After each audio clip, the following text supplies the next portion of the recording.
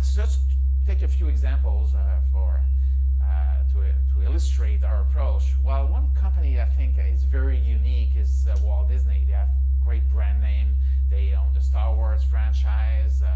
They own, of course, all those historical stars like Mickey Mouse and Winnie the Pooh, and they bought Marvel a few years back. And I always say that Mickey Mouse has three great qualities. First, he's highly popular and known all around the world. Second, he's immortal. And the third, he has no agent. So you really own your star. And that's a great thing for Disney. And the uniqueness of business model of Disney is that they have these big movie blockbusters, and like Alice in Wonderland in 1951, and then 50 years later they can redo a new version and make money again with the same name. And they did that recently with the Jungle Book. They released their first animated version in 1967, and they did a real live version last year, which was also a big success. So it's kind of like owning an oil field where you take all the oil, and 50 years later you go back to the field and there's even more new oil to take out, and you don't need to spend money on capital and pay people to guard your field. It's really an extraordinary business model.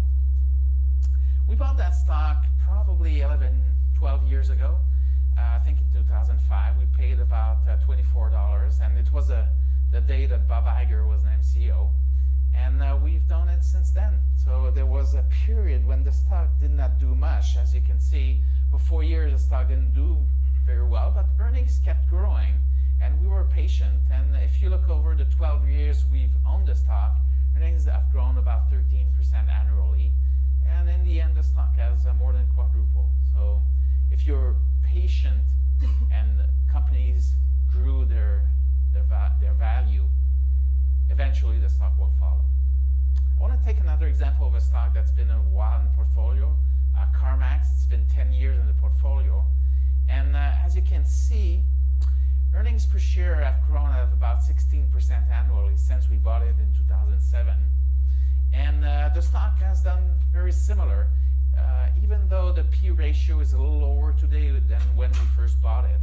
We first bought it in the summer of 2007. At that time, the P ratio was about 24 times. We bought more shares in 2011 at 14 times, and more shares in 2016 again at 14 times, and today the stock is about 18 times earnings. So even though the P ratio has been reduced a bit over the years, the stock has done pretty well. It's done about 13% annually, even though earnings grew about 16% annually. And that's about 5% better than the S&P 500. Dividend included has done about